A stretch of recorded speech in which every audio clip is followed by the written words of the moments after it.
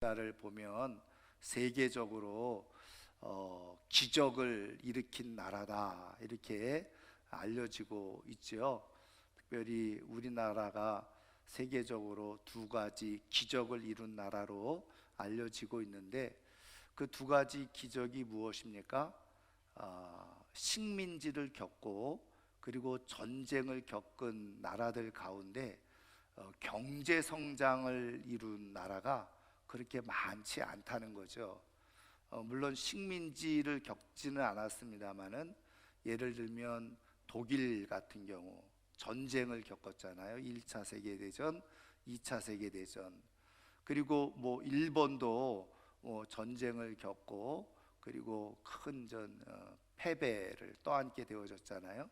그럼에도 불구하고 경제적으로 이렇게 부강한 나라들이 다 되어졌어요. 우리나라도 그렇게 이제 6.25 전쟁을 겪었음에도 불구하고 거기다 또 식민지까지 겪고, 그럼에도 불구하고 이렇게 세계적으로 경제적인 대국이 된 것, 이것이 바로 기적 중에 기적이다 하는 거죠. 그래서 여러분, 우리가 아시는 대로 해방 후에 우리나라의 GDP 1인당 국민 생산이 1년에 23달러 밖에 되지 않았어요. 근데 지금은 어떻게 됩니까? 1인당 우리 국민 생산이 3만 5천 달러가 되었어요. 여러분, 23달러, 80년 만에 3만 5천 달러가 돼요. 여러분, 이거는 수치상으로 계산할 수 없는 말 그대로 기적적인 일이라는 거죠. 그리고 뿐만 아니죠. 이런 기적만 일으킨 것이 아니라 또 하나는 자유민주주의를 그대로 실현했다는 것 아니겠어요? 여러분, 식민지를 겪고 전쟁을 겪었던 대다수의 나라들은 공산주의를 채택했든지 사회주의, 그리고 그런 나라들은 거의 여지없이 다 독재국가로 전락을 해버리는 그런 나라가 되어졌는데, 우리나라만 유일하게 자유민주주의와 경제적인 그런 성장을 동시에 이루는, 그래서 세계 역사에 기록될 만한 그런 나라가 우리나라가 되어졌다는 거예요. 여러분, 그런 의미에서 여러분, 우리나라가 헬조선, 이거는요, 저는 사단 마귀가 제일 좋아하는 먹거리예요. 우리의 마음과 생각을 피폐하게 하고 부정적으로 만드는. 그런데 우리나라가 무슨 헬조선입니까? 이렇게 놀라운 세계적인 역사에 기록될 만한 일들을, 기적을 이룬 나라인데 말이죠. 그러니까 자꾸 부정적으로 얘기하는 것은 사실은 스스로를 어떻게 해요? 우리나라를 무가치하게 만드는.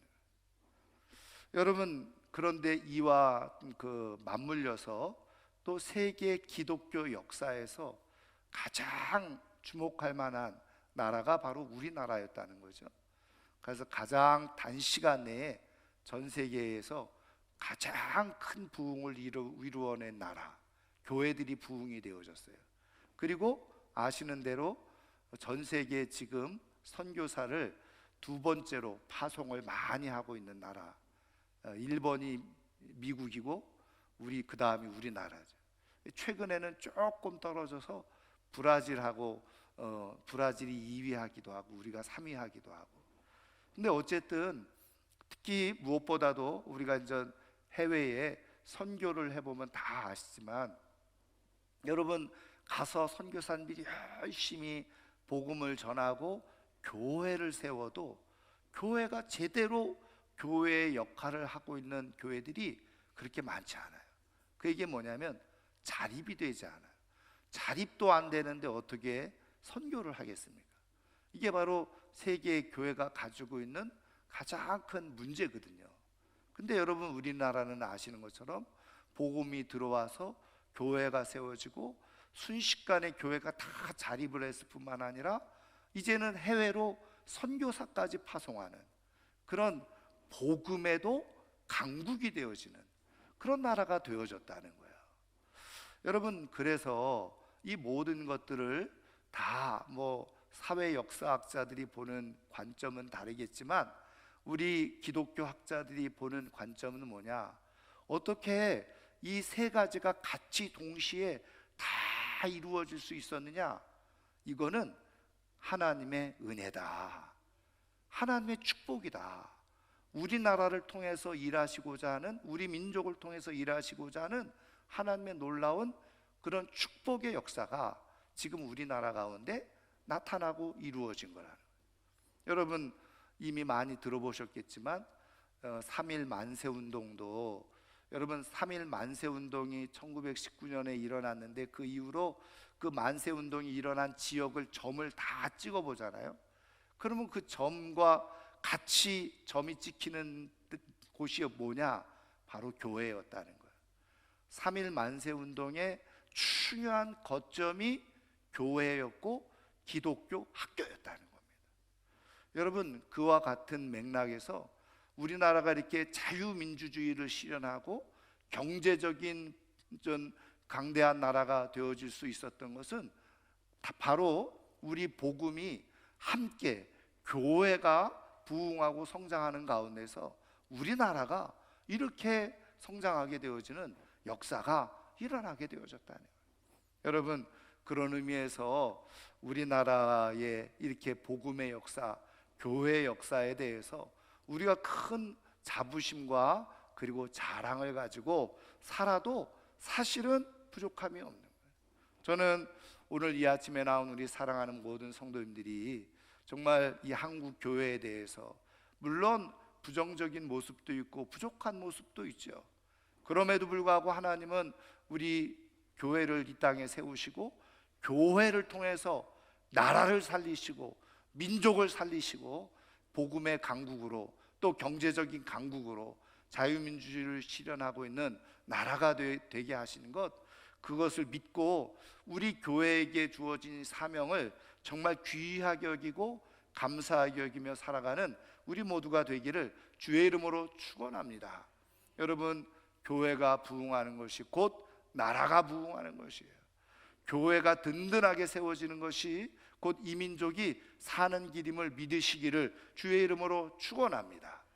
여러분 우리 하나님께서 복음을 통해서 이렇게 이 나라 이 민족을 세워 오신 것처럼 저는 이제 앞으로도 계속해서 우리 하나님께서 우리 교회의 위대한 하나님의 역사를 나타내시고 더 나아가서 우리 사랑하는 모든 성도님들의 가정마다 정말 우리 민족이 이렇게 일어났던 놀라운 이 성장과 이 번영의 역사가 가정마다 일어날 수 있기를 주님의 이름으로 축원합니다. 그러면 중요한 것은 어떻게 이런 일이 가능할 수 있느냐 하는 거죠.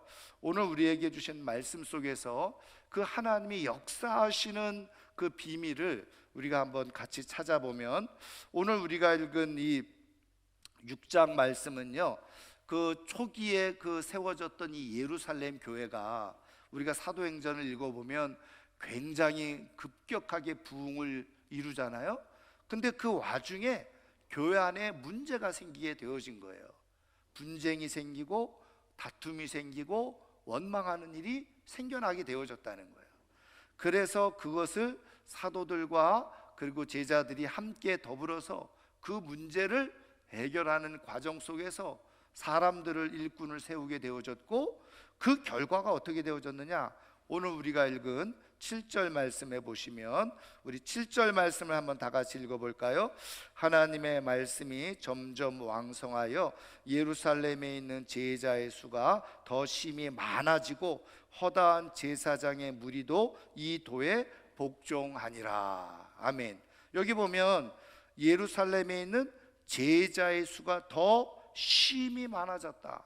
이건 뭐냐면 교회에 큰 부흥이 더 일어났다는 거죠. 아울러서 어떻게 해요? 허다한 제사장의 무리도 이 도에 복종했다. 여러분 여기 제사장은 그 당시에 유대 사회에서 말 그대로 구약의 그 제사 역할을 감당했던 제사장들을 말하는 거예요. 이제 기록에 의하면 그 당시에 약 18,000여 명의 그런 제사장이, 죄송합니다, 1800여 명의 제사장들이 있었다는 거예요. 1800여 명의 제사장들이 있었는데 그 사람들이 사회 종교 지도자였잖아요.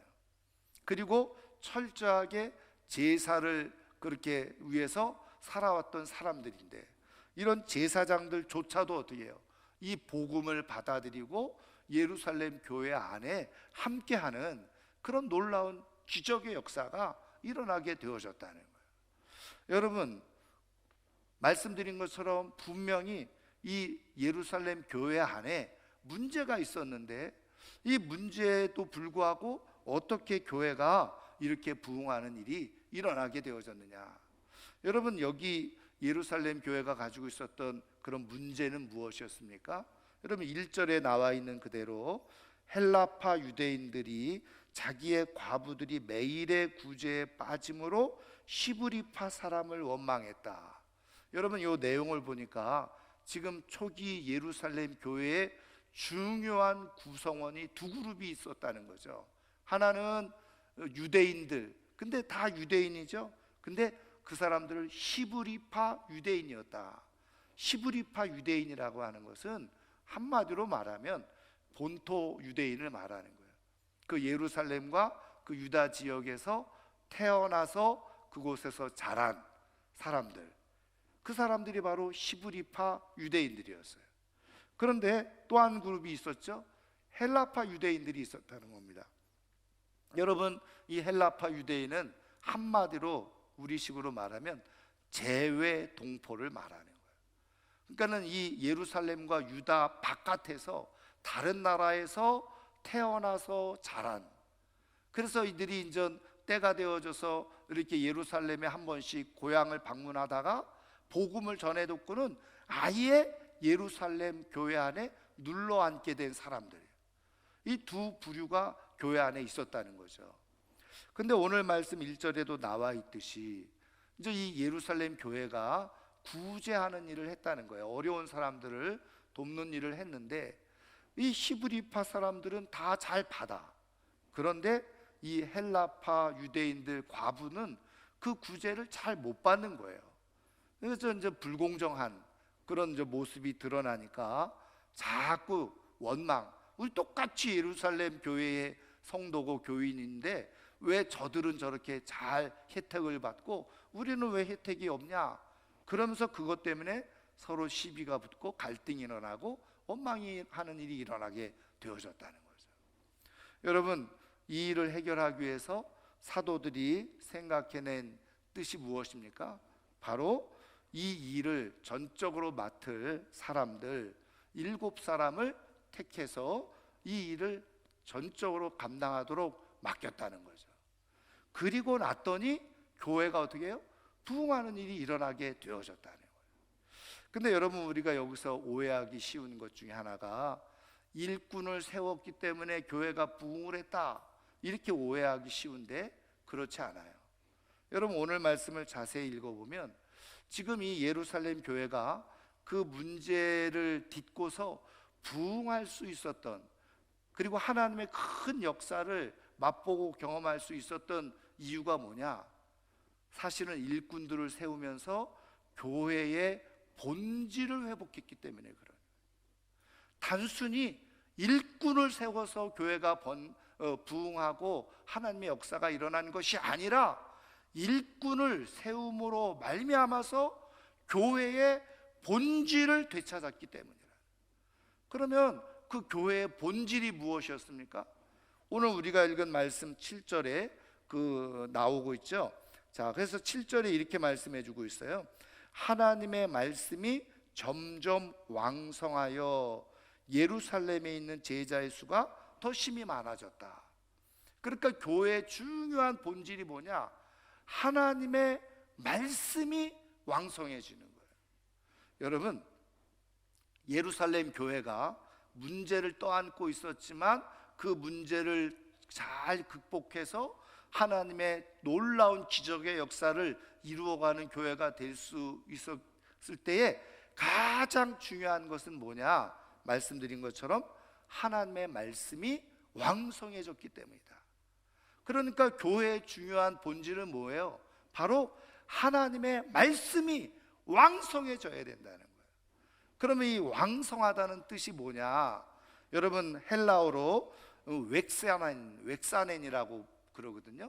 근데 이 웩사넨이라고 하는 단어는 동사 아욱사노에서 이렇게 변형되어진 동사입니다. 미래형 동사예요. 그런데 여기 아욱사노라는 말은 무슨 말이냐? 한마디로 말하면 자라게 하다, 증가하게 하다, 그런 뜻이에요. 그럼 자라게 하는 거는 어떤 의미가 있냐? 바로 내적으로, 그 질적으로 좋아지는 걸 말하는 거예요. 그 다음에 증가는 양적으로 많아지는 걸 말하는 거죠. 그러니까 여기서 하나님의 말씀이 점점 왕성해졌다, 이 말은 뭐냐면 지금 이 교회 안에 하나님의 말씀이 질적으로 더 좋아졌고, 그리고 또 그 말씀의 양도 많아졌다, 그런 의미가 여기에 담겨져 있는 거예요. 말씀의 질이 좋아지고 말씀의 양도 많아지니까 자연스럽게 어떻게 해요? 믿는 사람들이 더 많아지고 하나님의 거룩한 기적의 역사들이 그 교회 안에서 일어나게 되어지더라. 말씀의 질이 좋아지고 말씀의 양이 많아지게 되어지니까 자동적으로 하나님의 역사가 이루어진 거예요. 여러분, 교회는 하나님의 말씀으로 세워지는 교회인 줄 믿으시기를 주의 이름으로 축원합니다. 그러면 왜 말씀이 중요합니까? 성경을 통해서 말씀해 주고 계시는 것은 말씀이 곧 하나님이시라는 거예요. 그 얘기는 뭐냐면 말씀이 이렇게 왕성해졌다, 말씀이 질적으로 좋아지고 말씀이 양적으로 많아졌다고 하는 것은 하나님께서 그렇게 깊이 임재하고 하나님께서 더 풍성한 역사를 만들어 가신다는 그런 의미가 담겨져 있는 거예요. 여러분, 질적으로 좋아졌다는 건 무엇을 말하는 겁니까? 말씀의 깊이가 더 있게 되어졌다는 거겠죠. 그리고 성도들이 말씀을 들을 때 어떻게 해요? 정말 생수를 마시는 것 같은 느낌, 말씀에 감동을 받기도 하고 도전을 받기도 하고 그 말씀으로 통해서 하나님의 놀라운 능력을 경험하는 일들이 일어나게 되어졌다는 거예요. 말씀이 꿀송이처럼 다는 그런 경험을 하게 되어졌다는 거예요. 여러분, 마태복음 그 8장을 우리가 읽어보면요, 7장 마지막 부분에 예수님께서 5장, 6장, 7장의 산상 설교를 하셨잖아요. 근데 그 말씀을 다 듣고 나서 그 사람들이 이야, 이 예수님의 말씀에 다 놀랬다고 그랬어요. 영어 성경 표현으로 amazing, 놀란 거예요. 신기하고 놀라운. 그러면서 그 예수님의 말씀에 권위가 있고 서기관들의 말과 같지 않았다. 여러분, 그 당시에 서기관들이 율법을 해석을 해주면서 풀어주면서 이 유대인들에게 가르쳤는데 이런 서기관들의 가르침과 달랐다는 거예요. 말씀이 마치 권위가 있어가지고 그 말씀을 듣는 사람들마다 감동과 도전과 회개와 그리고 치유의 역사들이 막 일어났다는 거예요. 여러분, 바로 지금 이 초기 예루살렘 교회가 말씀이 왕성했다 하는 의미는 바로 이런 예수님이 말씀을 전하는 것과 똑같은 말씀의 영향력이 있었다는 거예요.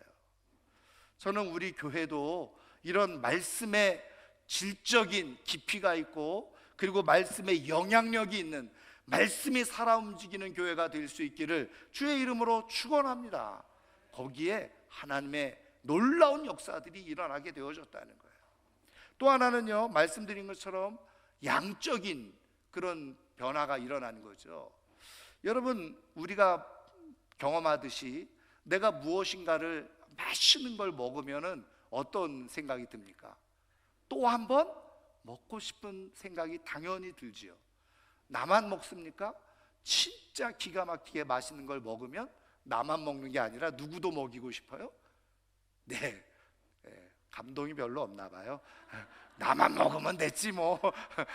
그게 아니라 저도 어디 가서 먹으면요, 와, 우리 성도님들하고 한번 같이 와서 먹었으면 좋겠다.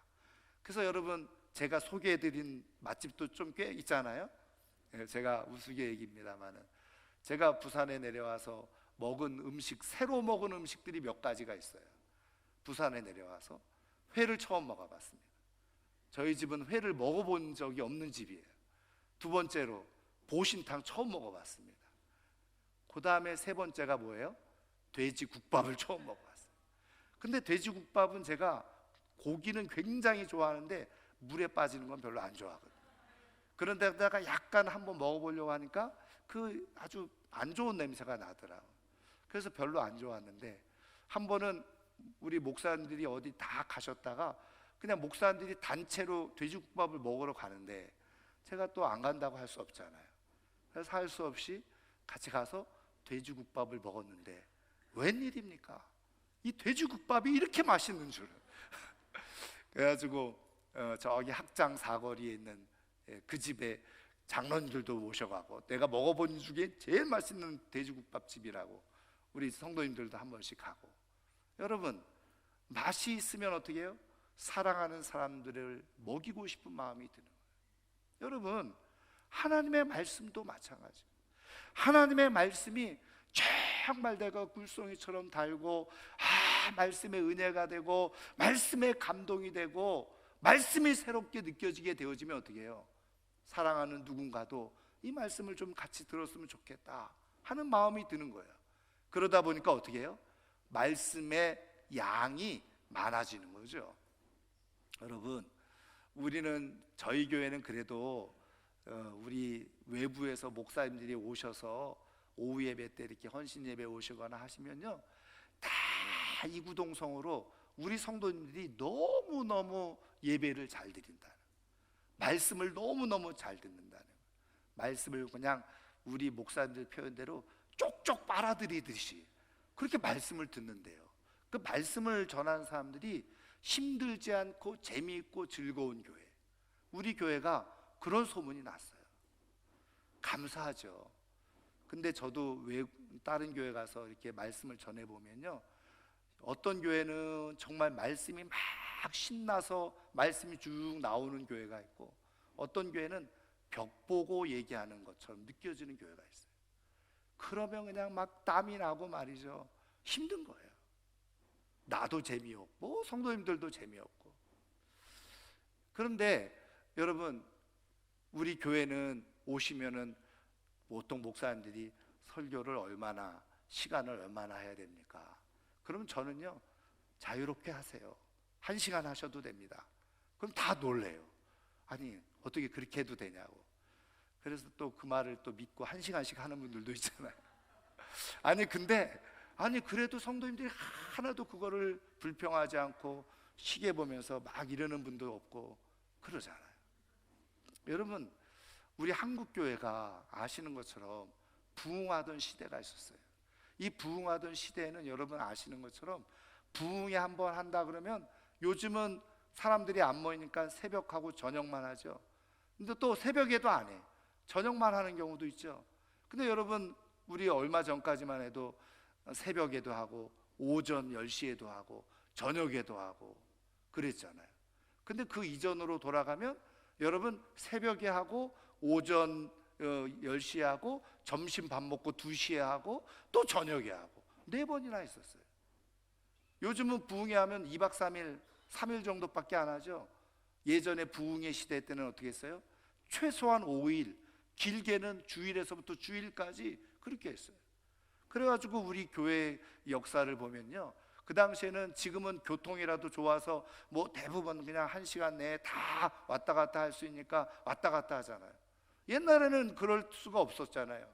그래서 어느 교회에서 부흥회가 있다 그러면 어떻게 해요? 그 인근에 멀리 살고 있는 사람들이 다 어떻게 했느냐? 2가지를 쌓았다 그랬어요. 하나는 뭐예요? 이부자리, 그리고 예배당에서 자는 거예요, 부흥회 기간 동안에. 그리고 또 하나는 밥솥. 왜? 밥은 해 먹어야 되니까.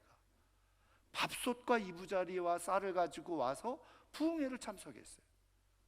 말씀의 양이 굉장히 많았던 거죠. 말씀의 양이 많았던 시대였어요. 그런 것으로 인해서 하나님의 역사가 많이 일어나고 나타났던 거죠. 여러분, 지금은 여러분 교회들마다요, 목사님들이 다 1시간 내에 예배를 마쳐야 된다, 그런 고정관념이 있어가지고 설교도 20분에서 25분 만에, 저는 35분에서 40분. 여러분 근데 아세요? 한국 교회가 이렇게 점점 침체되어지는 이유가 뭐냐? 어떤 신학자가 얘기한 얘기가 뭐냐? 20분 설교를 해서 한국 교회는 몰락해 가고 있다. 여러분 그래서 지금도요, 아이러니한 것은 진짜 살아있는 부흥하는 교회들을 가보면, 또 부흥하는 지역, 부흥하는 나라를 가보면, 지금도 아프리카 같은 데는 지금도 예배가 기본이 3시간이라 그러죠. 찬양 1시간씩 하고 말씀을 듣는데 1시간, 2시간씩 말씀을 들어도 그것도 이렇게 편하게 앉아서 듣는 것도 아니고 서서 들으면서도 다 그 말씀을 기쁨으로 듣는. 여러분 20분 설교, 25분 설교가 한국 교회를 망치고 있다는 거예요. 물론 여러분 뭐 시간의 길이가 중요하겠습니까? 중요한 건 그만큼 어떻게 해요? 성도들의 마음이 강팍해졌다는 거예요. 완악해졌다는 거예요. 말씀을 받아들이기 어려운 시기에 지금 살아가고 있다는 거예요. 여러분 양적으로 말씀이 줄어들고 있는 시대예요. 그러니까 또 어떤 분은 이렇게 얘기를 하는 거예요. 무슨 소리입니까? 말씀의 홍수 시대인데 텔레비전 틀어도 말씀, 그 다음에 유튜브나 뭐 요즘은 스마트폰 틀어도 다 말씀인데, 여러분 기억하셔야 될 게 있어요. 내가 하나님의 말씀을 듣는 자리가 어떤 자리냐? 예배 중에 말씀을 정말 하나님의 말씀처럼 듣는 것하고, 내가 그냥 틀어놓고 일하면서 그냥 뭐 좋은 말씀 한번 들어보지 이렇게 듣는 것하고는요, 저는 말씀의 영향력이 다르다는 거예요. 하나님의 말씀처럼 하나님께서 지금 오늘 이 시간 나에게 주시는 말씀으로 듣는 것하고, 그저 여러 말씀 중에서 그냥 말씀 틀어놓고 내가 설거지하면서 듣는 것하고, 내가 여행하면서 말씀을 듣는 것하고 완전히 다르다는 거예요. 여러분 이스라엘 백성들은 성경을 통해서 알 수 있듯이 하나님의 말씀이 선포될 때 어떻게 했다고요? 모두가 다 일어서서 말씀이 끝날 때까지 그냥 일어서서 말씀을 들었어요. 왜? 하나님의 말씀을 어떻게 앉아서 듣냐는 거예요. 여러분 그만큼 말씀에 대한 태도와 자세가 중요한 거죠. 여러분 말씀에 깊이가 있고 말씀에 감동이 있으니까 말씀이 점점 양이 많아요. 여러분 초기 예루살렘 교회가 그랬다는 거예요. 말씀이 왕성했다는 거.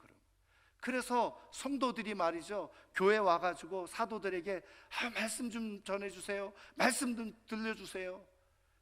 그래서 그냥 이건 제 생각입니다. 처음에는 하루에 한 번 했어요. 근데 자꾸 말씀을 듣고 싶어 하니까 어떻게 해요? 오전에도 하고 또 오후에도 하고 말씀 듣는 시간들이 많았다는 거예요. 그러다 보니까 어떻게 해요? 거기에 하나님의 역사들이 일어나기 시작해요. 여러분 오늘날 하나님의 역사가 부족한 이유는 뭐냐? 저는 말씀의 감동과 깊이도 얕아졌지만 말씀의 양이 현저하게 줄어드는 거예요. 말씀을 듣는 양이 현저하게 줄어들어요. 그러다 보니까 어떻게 해요? 하나님의 기적의 역사를 경험할 기회들이 줄어드는 거예요. 말씀이 임할 때, 말씀이 나타날 때, 말씀이 부어질 때, 말씀이 채워질 때, 거기에 하나님의 놀라운 역사들이 나타나는데, 말씀이 없으니, 말씀이 점점 줄어드니 기회가 줄어드는 거예요. 은혜가 줄어드는 거예요. 하나님의 역사가 나타날 기회가 줄어드는 거죠. 여러분 말씀이 없으면 교회는 죽은 교회예요. 말씀이 없으면 하나님의 역사는 나타나지 않습니다. 여러분 초기 예루살렘 교회가 이렇게 하나님의 큰 역사를 나타내고 보여줄 수 있었던 비밀은 하나님의 말씀이 점점 왕성해졌기 때문에, 저는 우리 교회가 이렇게 하나님의 말씀이 점점 왕성해지는 그런 교회가 될 수 있기를 주의 이름으로 축원합니다. 그런데 중요한 것은 어떻게 이렇게 하나님의 말씀이 점점 왕성해졌냐는 거예요. 여러분 지금 우리가 알고 있듯이 지금 이 사도들이요, 지금 이 교회가 자꾸 시끄럽고 갈등이 일어나는 걸 가만히 보니까 한 가지 깨달은 것이 있었어요. 그것이 무엇이었습니까? 여러분 2절 말씀을 보세요. 2절 말씀. 자, 2절 말씀 우리 같이 한번 읽겠습니다. 12사도가 모든 제자를 불러 이르되 우리가 하나님의 말씀을 제쳐놓고 접대를 일삼는 것이 마땅하지 아니하니. 이 사도들이 깨닫게 된 것이 있는 거예요. 뭐냐? 지금 성도들은 많아지고 이렇게 교회에 할 일은 점점 많아지는 거예요. 그러다 보니까 사도들이 이 구제하는 일을 나서서 막 하고 교회 일을 막 했다는 거예요. 그러다 보니까 어떻게 해요? 자꾸 일은 하면 할수록 뭐 괜찮아져야 되는데 싸우는 일이 많아지고 갈등이 많아지고 원망이 많아지는. 근데 왜 그럴까?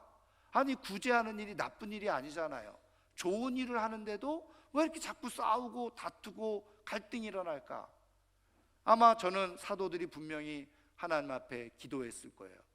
아니 왜 이렇게 교회가 좋은 일을 하고 구제하는 일을 하고 이렇게 베풀고 나누는 일을 하는데 자꾸 이렇게 원망과 시비가 계속 일어납니까? 그때 제자들이 번뜩하고 성령을 통해서 깨닫게 되어진 것이 있었죠. 그것이 무엇이었습니까? 말씀을 제쳐두고. 사도들이 감당해야 될 것은 말씀을 온전하게 전하는 것이었는데 일하다 보니까 말씀을 전할 시간이 없었던 거예요. 그리고 말씀을 전해도 겨우 어떻게 해요? 껍데기만 전하는 거예요. 깊이 있는 말씀을 전하지 못하는 거예요. 생명 있는 말씀이 전해지지 않았던 거예요. 성령의 감동이 없었던 거예요. 그러니까 그걸 깨닫게 돼요. 사도들이 깨달은 건 뭐예요? 지금 이들이 이렇게 자꾸 원망하고 불편한 거는 구제가 불공정해서가 아니라 아하, 은혜가 떨어졌구나, 하나님의 말씀의 영향력이 떨어졌구나, 그걸 깨닫게 되어진 거예요. 여러분 구제가 나쁜 것이 아닙니다. 교회 일이 나쁜 게 아니죠. 그럼에도 불구하고 더 중요한 것, 교회의 본질과 사명은 뭐냐? 하나님의 말씀이라는 거예요. 여러분 우리가 봉사를 해도 하나님의 말씀이 없이 봉사하면요 금방 원망이 나오게 되어져 있어요. 불평이 나오게 되고, 저는 하는데 나는 이렇게 하는데 저는 왜 안 해? 자꾸 이런 말들이 나오게 되어져 있어요. 뭐가 없으면? 말씀이 없으면, 말씀이 채워지지 않으면. 사도들은 깨달은 거예요. 구제가 불공정해서 자꾸 원망과 시비가 일어난 게 아니라 이들 가운데 생명의 말씀이 점점 작아지고 있구나, 은혜의 말씀이 점점 사라지고 있구나. 그러니까 자꾸 원망과 불평이 나타나게 되어지는 것을 깨닫게 되어요. 그래서 말씀을 제쳐놓고, 그래서 이 사도들이 한 일이 무엇입니까? 기도하는 가운데 이 일을 따로 할 사람들을 세워야 되겠다. 물론 이 일을 하는 사람들은 어떻게 해요? 성령과 지혜가 충만하여서 칭찬받는 사람, 믿음과 지혜가 있는 사람들을 선택해서 완전히 이 일을 구제하는 일을 맡긴 거죠. 봉사하는 일을 맡긴 거예요. 그리고 어떻게 해요? 4절에 보면 우리는 오로지 기도하는 일과 말씀 사역에 힘쓰리라. 그리고서 사도들이 다시 본연의 자리로 돌아왔어요. 말씀을 제쳐두었던 일을 다시 말씀을 붙들고 말씀과 씨름하고 말씀 사역에 전심으로 힘을 기울이기 시작한 거예요. 그리고 났더니 어떻게 해요? 말씀이 점점 왕성해지기 시작했더라. 말씀의 깊이가 있어지기 시작하고 말씀의 양이 많아지기 시작하고, 그러면서 그것과 비례해서 하나님의 기적과 능력의 역사들이 교회 안에 나타나기 시작한 거예요. 여러분 기억하십시오. 교회가 일꾼을 세우는 중요한 목적은 뭔지 아세요? 이 일을 잘하기 위해서, 물론 그것도 맞아요. 일을 공정하기 위해서, 그것도 맞아요. 그러나 일꾼을 세우는 가장 중요한 목적은 말씀이 말씀되도록 하기 위한 거예요. 다시 말하면 설교자가 교회 안에 다른 거에 자꾸 신경 쓰지 않고 하나님의 말씀을 깊이 묵상하는 가운데 하나님의 말씀을 오로지 준비하고 전할 수 있도록 하기 위해서, 그러기 위해서 일꾼을 세우는 거예요. 하나님의 말씀이 더 왕성해지도록 하시기 위해서 하나님은 오늘도 교회 일꾼을 세워서 교회 일들을 나누고 그것으로 설교자에게 자꾸 그런 일들에 휩싸여서 근심하거나 고민하거나 설교 준비하는데 방해가 되지 아니하도록 평안한 가운데 설교 준비하고 기도하는 가운데 설교 준비를 해서 정말 말씀이 왕성해지는 그런 은혜와 역사가 일어나도록 하기 위해서 일꾼을 세우는 거예요. 여러분, 그런 의미에서 여러분 성경에서 말씀하고 있는 성령과 지혜가 충만한 사람, 또 오늘 말씀에 믿음과 성령이 충만하다는 건 뭐냐? 설교자로 하여금 말씀을 잘 준비할 수 있도록 신경 쓰지 않도록 교회 일을 하는 거예요. 그게 진짜 성령 충만한 일꾼의 모습이라. 그래서 교회 안에 말씀이 말씀되도록 하는, 그러기 위해서 내가 교회 일을 감당하는, 그게 하나님께서 세우신 교회의 진짜 일꾼의 모습인 거죠. 여러분, 저희 교회가 다음 주에 일꾼을 세웁니다. 여러분, 늘 얘기하듯이 나랑 친하다고 하실 것도 아니고 나한테 밥 사줬다고 찍어서도 안 되고, 어떤 사람이요? 이 사람이 우리 교회 장로가 되면, 이분이 우리 교회 권사가 되고 안수집사가 되면 우리 목사님이 말씀 준비하는데 큰 도움이 되겠구나, 목사님을 신경 쓰게 하지 않게 하겠구나. 여러분, 한국 교회가 망하는 이유 중에 하나가 뭔지 아세요? 장로를 세우면서 야당을 세워야 돼, 목사님 맘대로 하지 못하게 야당을 세워야지. 그래서 목사님 반대편에 있는 사람을 자꾸 세워. 그런 교회는 다 망했어요. 왜요? 그렇게 해가지고 계속 목사님 반대편에 서가지고 시비 걸고 이렇게 보세요. 여러분, 목사님의 선포되어지는 말씀이 좋은 말씀이 나오겠습니까? 안 나오는 거예요. 여러분, 독을 먹으면 독이 나가게 돼요. 그래서 좋은 교회는 어떻게 해요? 목사님들이 다 말씀을 잘 준비할 수 있도록 신경 쓰지 않도록, 그거는 저희들이 알아서 하겠습니다, 목사님 기도하시고 말씀 준비하시면 됩니다. 이런 사람들이 세워지는 교회는 진짜 제대로 되어지는, 초기 예루살렘 교회처럼 하나님의 역사가 나타나요. 그래서 여러분, 기도하시면서 이분이 우리 교회 장로가 되면 우리 목사님이 설교 준비하는데, 말씀 준비하는데 집중하실 수 있겠구나, 우리에게 정말 좋은 말씀이 전해지겠구나. 그런 분들을 장로로, 권사로, 안수집사로 세워요. 이분이 세워지면 우리 목사님이 골치 아프겠는데 그러면 안 되는 거예요. 그러면 그거 신경 쓰느라고 말씀이 깊이 묵상이 안 돼, 기도도 안 돼. 그러면 어떻게 해요? 그 피해가 고스란히 나한테 오는 거예요. 여러분, 히브리서 13장 17절 말씀 제가 하면요, 너희를 인도하는 자들에게 순종하고 복종하라. 그들은 너희 영혼을 위하여 자신들이 청산할 자인 것 같이 하느니라. 여기 자신이 청산할 자인 것처럼 하느니라. 유진 피터스 목사님 그 번역에 보면 뭐라고 되어져 있냐면, 하나님 앞에 가서 이 인도하는 자들이 평가한 것을 가지고 하나님이 들으신다는 거예요. 그러니까 쉽게 하면은 목사가, 인도자가 교회들에 대해서 평가를 해요. 근데 그 평가한 걸 가지고 하나님 앞에 나아간다는 거예요. 그러면서 어떻게 해요? 그래서 그들로 하여금 즐거움으로 이것을 하게 하고 근심으로 하게 하지 말라. 그러니까 말씀을 준비하고 기도하면서 즐거움으로 말씀을 전할 수 있도록 하라는 거죠. 그러면 그렇지 않으면 너희에게 유익이 없느니라.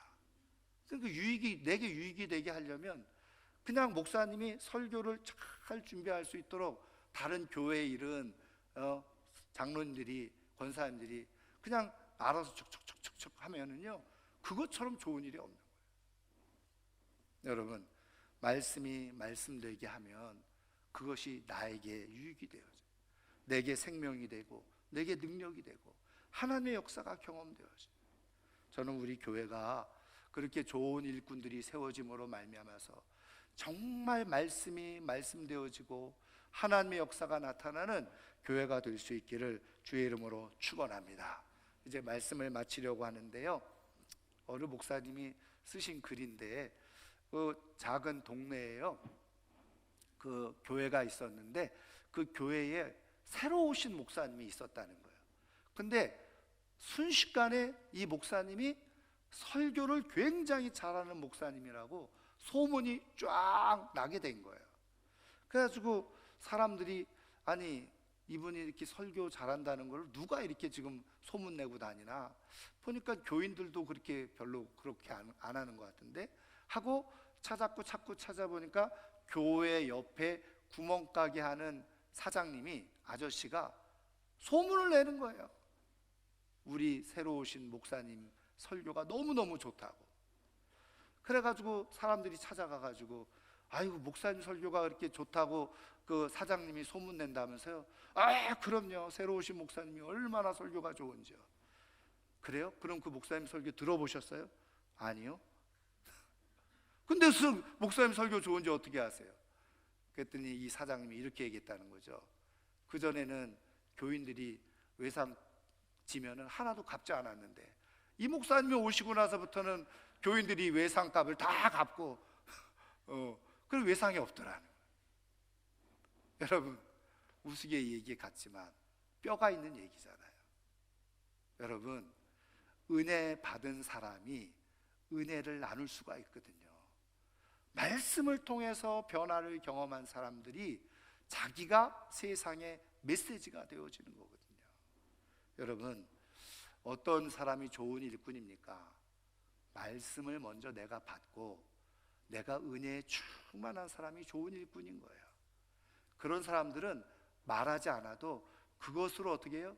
충분히 말씀이 왕성하게 나타나는 역사들을 보이기 때문에 그래요. 여러분, 진짜 좋은 일꾼은 말씀이 말씀되게 하고 그 말씀으로 내가 변화되어지고 그 변화된 내 모습을 통해서 또 다른 하나님의 말씀이 세상에 전해지도록 하는 것, 그것이 바로 좋은 일꾼이에요.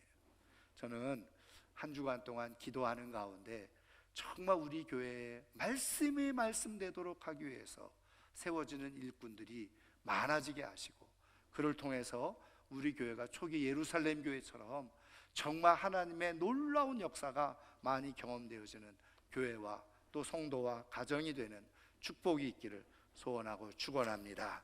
기도하겠습니다. 자, 오늘 말씀을 생각하면서